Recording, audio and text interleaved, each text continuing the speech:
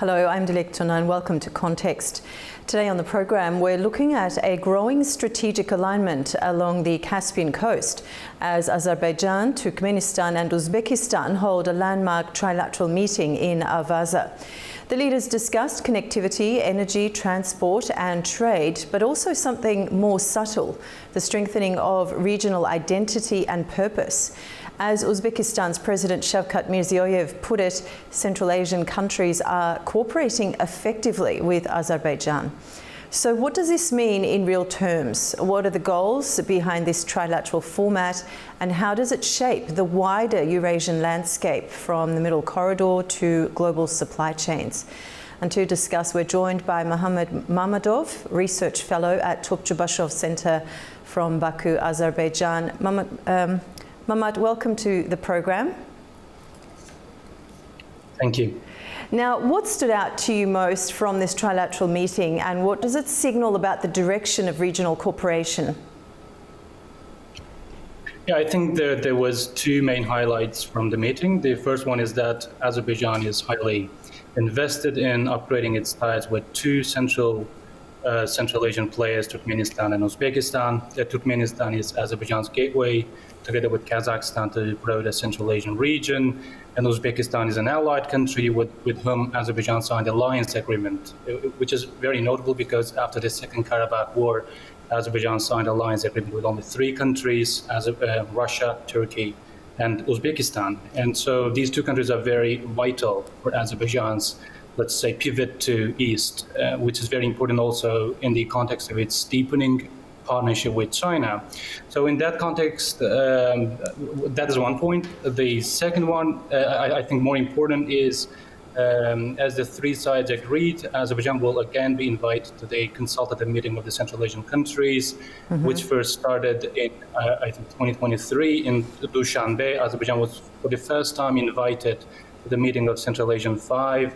And the next year in 2024 in Astana, again, Azerbaijan was there. I think that was the foundation of the first time the C5+1 meeting. And this year, Azerbaijan's participation in this meeting, trilateral, put the foundation, preparation for the country's attendance in the next Central Asian country leaders consultative meeting. And I think it will be in Tashkent this year. Okay, and Mohammed, why and in what ways is Azerbaijan becoming such a central partner for Central Asian countries like Turkmenistan and Uzbekistan? Yeah, the way these countries serve as a gateway to Azerbaijan's access to the East, and at the same time Azerbaijan serves as a gateway, the only one, because Azerbaijan is the only literal Caspian state that these countries can use as a launch pad to reach their key strategic partners in the West, because the European Union is the major trade partner and investor in Central Asian countries. So Azerbaijan serves as a launch pad. So in that context, taking into account the recent geopolitical shifts in the let's say global level, which is mostly based on Russia's declining influence in Central Asia and the South Caucasus, these countries have been increasingly pursuing multilateral foreign policy, where the West, especially the European Union as a whole and the EU member states individually, play a significant role. So in that context, whether Turkmenistan's widening, let's say, partnership with the likes of Italy, France, or the broader EU level, or Kazakhstan, again, and Uzbekistan is increasingly a lot of cargo to the West. So in all these cases, Azerbaijan is playing a pivotal player to reach all those markets. Okay, and do you perhaps see this format, so Azerbaijan, Turkmenistan, Uzbekistan, evolving into a permanent diplomatic platform? Yeah, definitely. I think as the years pass by and as the system becomes more unpredictable, these countries increasingly need a certain and long-term institutionalized frameworks to establish, let's say, foreign policy certainties in their external behavior and regional positioning. So in that case, I think it's very much needed for them.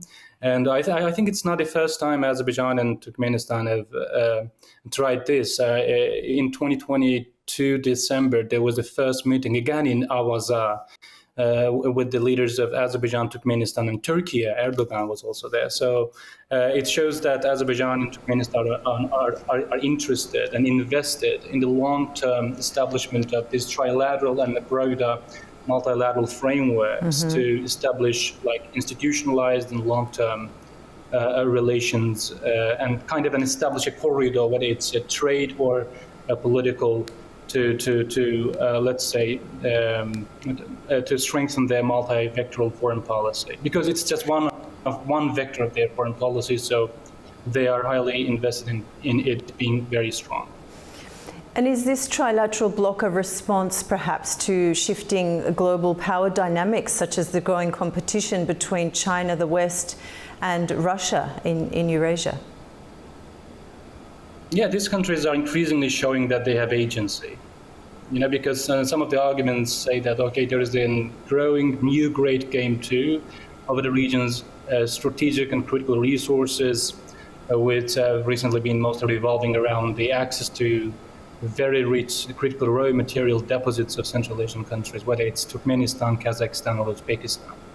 And we see that EU has come up with new strategies to reach these resources. It has been very active, and the United States have also recently issued new frameworks to get access to these strategic resources, which will be vital for a great power competition on new technologies and especially green technologies. So in that case, there is this growing competition. But on the other hand, these countries establish between themselves new institutional frameworks to kind of balance and neutralize external pressures sometimes. So I think this growing multipolarity in the global level creates some kind of permissive environment that they can establish these kinds of frameworks and chart their own niches in the region. Okay. And Mohammed, how does this meeting in AnewZ fit into the broader middle corridor strategy? And what are the infrastructure or logistics projects being prioritized, would you say? Yeah, in 2023 World Bank report, there was 3 priority routes within the broader middle corridor. 2 of them run through Kazakhstan. And one of them runs through Uzbekistan and like Kyrgyzstan, Uzbekistan, and Turkmenistan, and links to Azerbaijan's Alat port all the way to Europe. So actually, Uzbekistan, together with again Azerbaijan, Turkmenistan, Kyrgyzstan, and Turkey, established this Kaska Plus corridor back in 2019. Kaska Plus means Central Asia, South Caucasus, Anatolia. So at that time, the goal was to bolster both hard and soft infrastructure potential of this corridor, again, as part of the middle corridor, to link Uzbekistan to international markets, which I mean European markets, and at the same time serve as a transit that these countries could gain from growing transit fees. So right now, after Russia's invasion of Ukraine and the destabilization of the northern route, we see that the middle corridor as a whole is gaining further viability. So, and this corridor right now, Kyrgyzstan, Uzbekistan, Turkmenistan, and Azerbaijan as part has a huge potential, again, because, for example, in 2021, about half of cargo running through the middle corridor to Europe was Uzbekistani cargo, Uzbek exports to Europe. So for Uzbekistan, it's very important. Yes, they are working also on Trans-Afghan Railway, roads through Iran to Persian Gulf ports, but they in official level prioritize this route. And recently there was an attempt, I think this is in the plans that will be realized soon, to establish a coordination platform and joint logistics company that can help operate this route more sufficiently. Such kind of a mechanism is in place with Kazakhstani part of the middle corridor.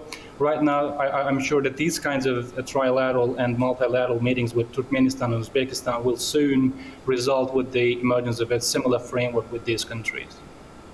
Okay, and could this trilateral engagement be seen as a counterbalance to other groupings like the CSTO, the Collective Security Organization, or the Shanghai Cooperation Organization, or even the Organization of Turkic States? I would rather say it is kind of complementary. I mean, but depends on, for example, within the Organization of Turkic States, it's a broader platform, and Turkmenistan is kind of an observer there. It's not a full-fledged member. So I think these kinds of platforms, again, with Turkey too, Azerbaijan, Turkmenistan, Turkey, provides kind of a flexibility because, again, as Turkmenistan declares it's a neutral state and do not openly engage with such kind of regional groupings, these kind of platforms provides much needed flexibility to engage Turkmenistan in a more efficient way. So in that sense, I think it will depend on which platform you say. Yes, for the CSTO, I do believe that these countries, taking into account their kind of complicated ties with Russia, whether it's Uzbekistan, Turkmenistan, or recently Azerbaijan, openly have been clashing with Russia. So these kind of platforms, of course, create a balancing mechanism because these countries, because of the Soviet legacies, have long been vulnerable and kind of dependent on Russian market. So if they engage with each other in a more like upgraded level and deepen economic ties, that would lessen their vulnerabilities from the Russian side. So in that case, that's kind of a balancing. But in other cases, Shanghai and others, I think it's kind of a complementary move that brings Turkmenistan to the platform in a more efficient way. Okay, and what's Baku's primary interest in deepening ties with Central Asia, and where does Turkmenistan fit into Azerbaijan's broader Caspian strategy? Yeah, the most notable development in that regard was President Aliyev's speech in 2024 in Milli Majlis in Parliament. He said that after Second Karabakh War, now Azerbaijan's foreign policy priority is deepening alliances and partnerships with the Turkic states, Turkic countries in Central Asia, together with Turkey.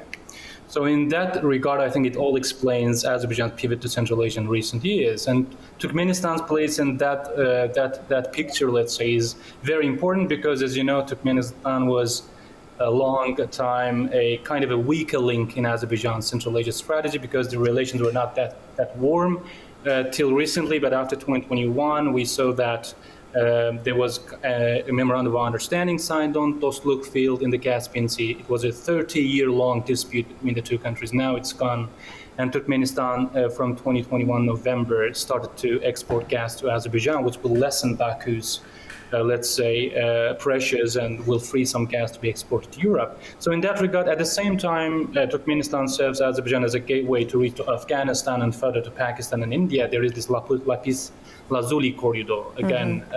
And at the same time, it helps Azerbaijan to diversify its link because Middle Corridor is mostly about Kazakhstan, and Turkmenistan serves as a complementary to diversify Azerbaijan's option to be not dependent on a single, let's say, road. So in taking all this, that into account, deepening ties with Turkmenistan and in coordination with Turkey can also help balance growing Russian and Iranian assertiveness in the Caspian Sea. As we said recently, they together jointly conduct joint drills in the Caspian Sea. And we know that Turkey is expanding its military partnership with both Kazakhstan and Turkmenistan. And in 2024, we saw Azerbaijan conducted joint drills with Caspian Sea states except Russia and Iran. So it all shows that Turkmenistan engagement becomes very, very important for Azerbaijan to strengthen its Central Asian pivot, which was in the previous years was kind of neglected, but now very, very much a priority. Okay, now in view of Azerbaijan's relationship with Uzbekistan and other Central Asian countries, do you view this as having any bearing on its peace process with Armenia? Yeah, Azerbaijan right now is trying to engage as many as possible partners to support its peace initiative, peace engagement, let's say, peace talks with Armenia. And in that regard, I mean, taking into account that some external powers have so far negatively, let's say, intervened in the process, Azerbaijan is highly interested in the involvement and support of other actors who would support the process without, let's say, any negative effect. So in that regard, Central Asian countries have so far positively involved. Kazakhstan hosted meetings between Azerbaijani and Armenian offers now Turkmenistan. Another point here is that Azerbaijan sees these countries support the reconstruction efforts in Karabakh as very constructive contribution to the recognition of its legitimate control over formerly occupied territories. Again, in the recent visit, Turkmenistani leaders Berdu Muhammedov's visit to Fuzuli and saying that Turkmenistan will build a mosque in Fuzuli, and Fuzuli and Arkhadak cities became sister cities. So it all shows that Azerbaijan is highly interested, having these Central Asian countries in general and Turkmenistan in particular support in the let's say status quo it forced out of the cauldron of war after 2020. And as far as Azerbaijan is concerned, relations with the Central Asian nations are evidently key to the realization of the Greater Middle Corridor. So with the Caspian Sea serving as a connector rather than a divider. When it comes to the Middle Corridor infrastructure in the South Caucasus, Azerbaijan's efforts to augment its connectivity prowess must also, as many say, include the opening of communications with Armenia, a step that may not be critically vital for Baku, but is arguably of existential importance for Yerevan. So now we know that President Aliyev and Prime Minister Pashinyan are expected to meet later this week in Washington. What do you expect from that meeting? Yeah, I think this is a significant step forward. That they right now the key to the issue is that the process does not stop. Mm-hmm. So from the latest Abu Dhabi meeting, we also saw that both sides are committed to move the negotiations forward, and there were, I think, for now that's the major success. And taking into account that Iran is highly weakened after the recent events in Syria and a 12-day war with Israel. And now Russia is also, increasingly isolated in the region. And now Trump is increasing, at least in plans to increase his pressure on Russia. So it shows that there is kind of a permissive environment to move the process further forward. So in that regard, the involvement of the West in some kind of a positive way, which does not go against the interest of neither Armenia nor Azerbaijan, that would, I think, be a constructive complement in addition to the process. Otherwise, I would not be that optimistic about the process, that it's like a secret wand that will touch it and solve all the problems. But for the process, I think the step-by-step approach is the key, and this expected meeting in White House I'm sure will be a significant, very strong step in the positive direction. Do you anticipate the signing of an actual peace agreement or rather a memorandum of understanding? I would rather go for the second option, because I think there are still significant issues to be dealt with, and I don't think that it can be solved in just, again, one meeting. But the process is going on, and in that meeting, they can come up with some kind of a declaration that would kind of bind to their commitment to the process, rather than like ending it by signing of the peace agreement. Mm-hmm. And could any progress on the Zangezur corridor be announced in Washington? That's a very difficult question, but that could also be on declaration level.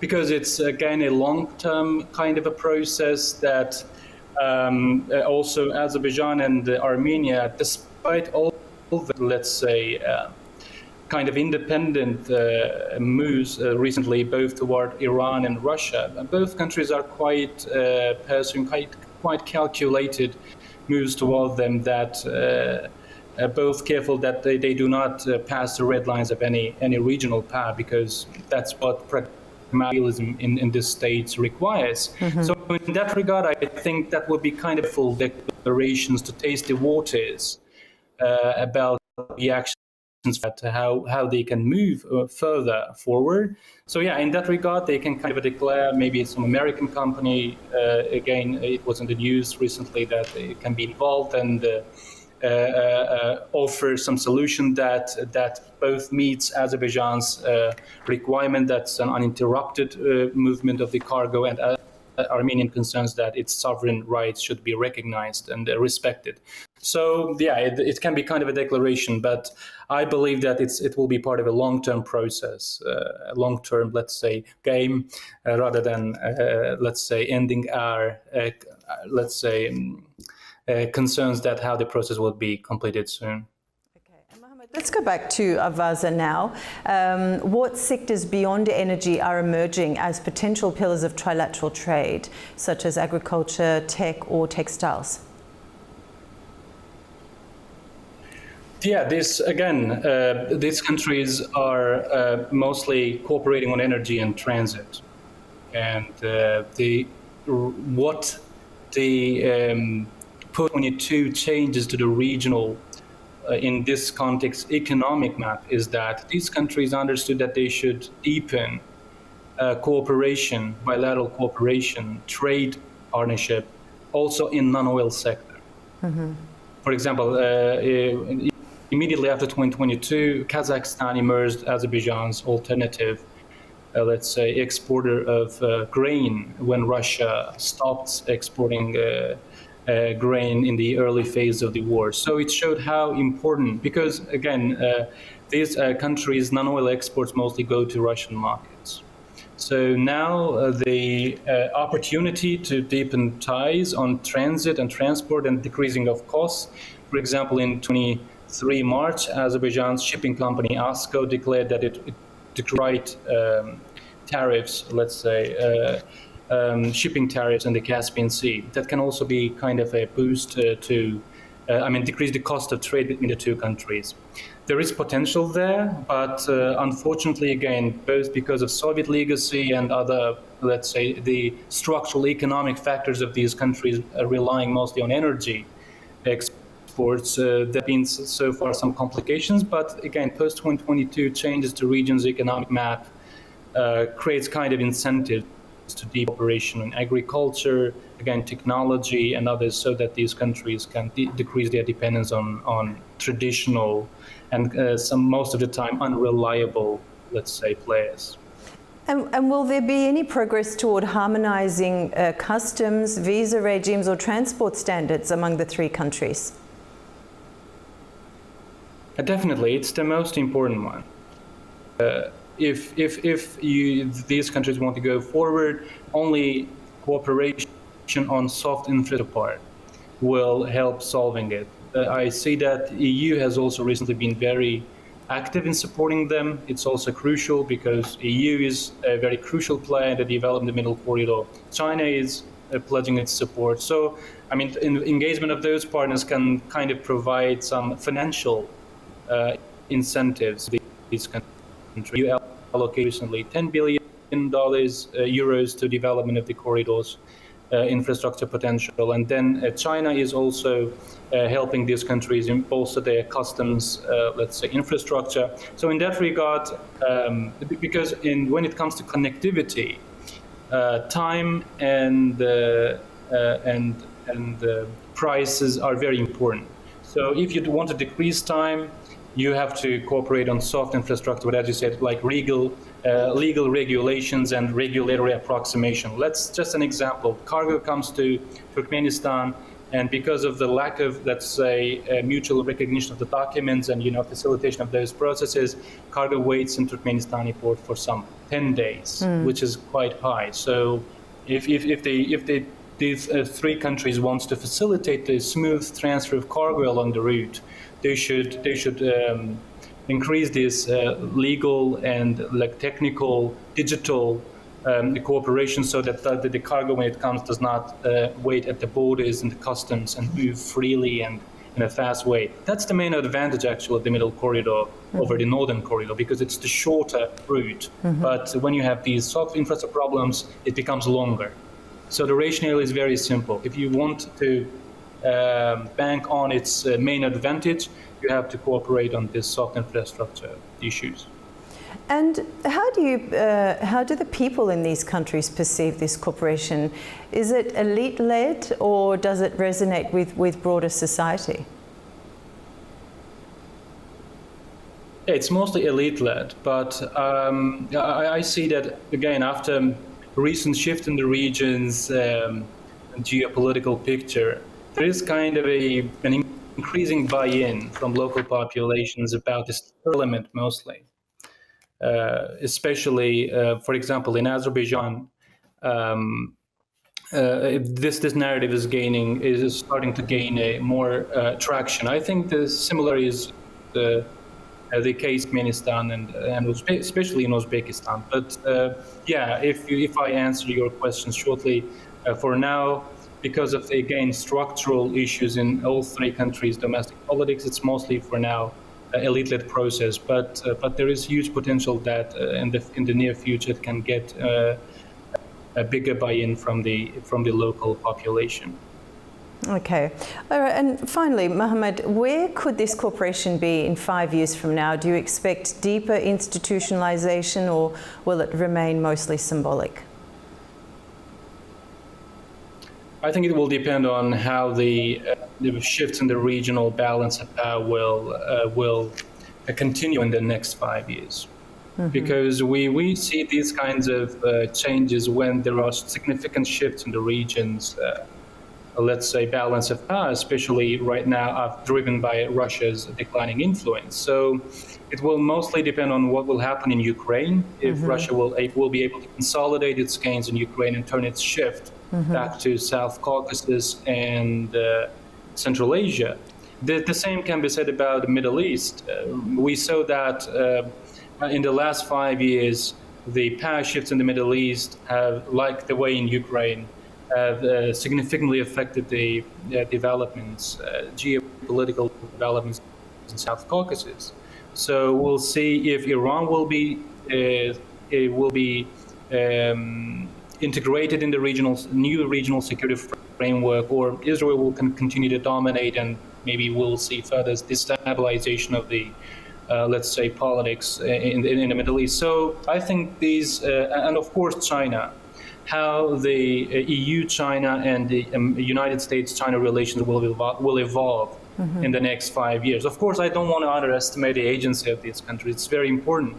And especially with Turkey, these countries are gaining significant steps. And as I said before, there is a huge potential to deepen this partnership and institutionalize it. Mm-hmm. But what I want to say is that these structural and external developments also still play and will play significant role in the calculations of Azerbaijan, Turkmenistan, and Uzbekistan in this regard. Mm-hmm. So they will have to take these into account in their next decisions about this format.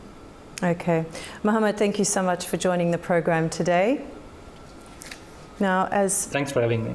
As Azerbaijan, Turkmenistan and Uzbekistan move closer together, questions remain. Will others join this format, and how will it shape the balance of power across the Caspian and beyond? That's all for this edition of Context. Until next time, thank you for watching.